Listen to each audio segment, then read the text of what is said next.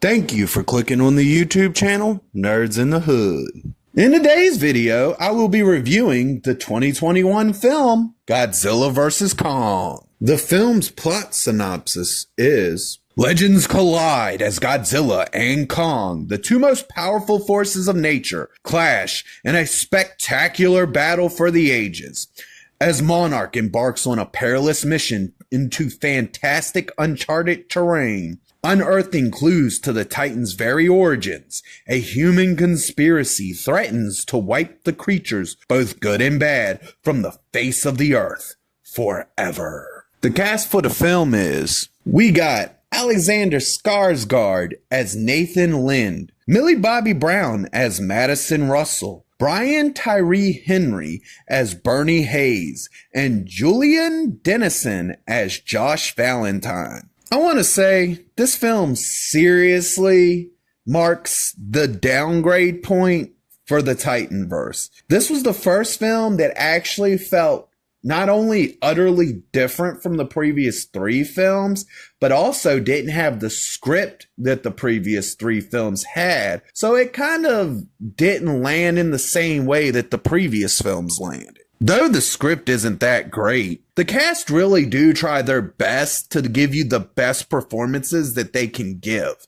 But unfortunately, no matter how good their performances are, the script isn't there to help with it. The one positive thing about this film is that the CGI is still top notch. I'm glad that the Titans still look good and everything really does pop in this film. The plot of this film is really cartoonish, which sucks because the previous films had really good plots from beginning to end. But for some reason, this film decided to throw the damn plot out the window and focus more on a shoestring plot that's just strong enough to get you from Titan scene A to Titan scene B without feeling like it's completely nothing there. But realistically, you would have been better just to skip all the human parts in this film and go from Titan scene to Titan scene. It would have made it a much better film. They still got some banging ass soundtracks for this film. Yo, one of my favorite things about the previous three films is back again. We got them facial expressions, and I tell you, they still on point. If you believe that this is the first time Godzilla and Kong have fought, you'd be wrong. This is actually a reimagining of a 1963 film called King Kong vs. Godzilla. So if you thought the cartoony plot was the only problem with this film, bruh, these people literally went and found a Saturday morning cartoon villain from the fucking 90s and replicated him into this damn movie. This film attempts to turn Godzilla back to his roots of being a horror monster, and they even add to his look to try to make him look more monsterish, but it doesn't do anything for Godzilla in this film. It doesn't add to his character in any way, shape, or form. It's a useless add-on that they did to try to change Godzilla's look just a tiny bit. And realistically, they could have stuck with the OG look from the very first 2014 film, and people would have seriously been happy. The movie attempts to add to the Titanverse lore, but it does so in a very boring way that doesn't really feel like it's doing anything to actually add to the lore,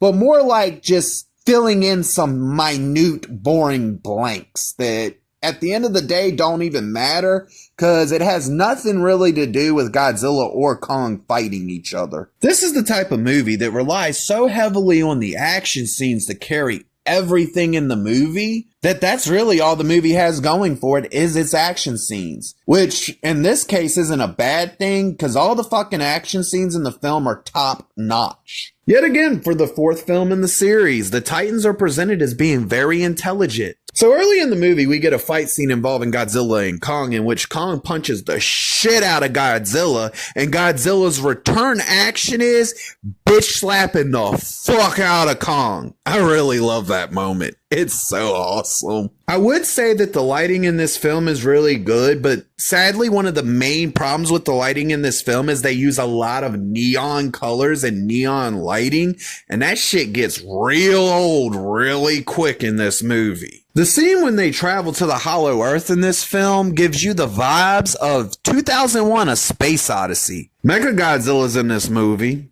He doesn't look horrible. It's not my favorite design of Mechagodzilla. It's not the worst design of Mechagodzilla. But realistically, him being in this movie was pointless. The destruction caused throughout this film looks amazing as always, especially when it comes to Godzilla. In previous films, Godzilla's atomic breath is used in a way that presents it as this epic ability that he has.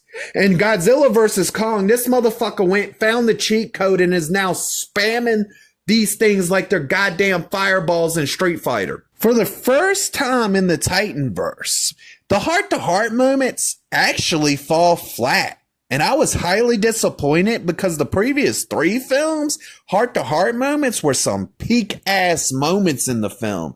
This film somehow just drops the ball altogether. This movie relies on the Titans and their fights to keep you entertained, but can't deliver on any other aspect. The film comes off as a lazy cash grab that could have been way better if they had given a shit about all the stuff that happens between the Titan scenes. It would have been another banger.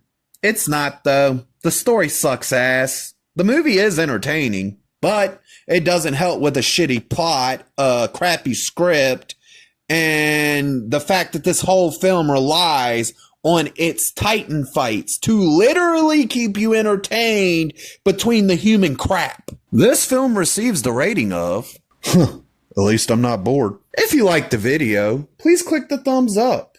If you disagree or agree with me, please leave a comment. And if you really want to see more of me, please hit that subscribe button.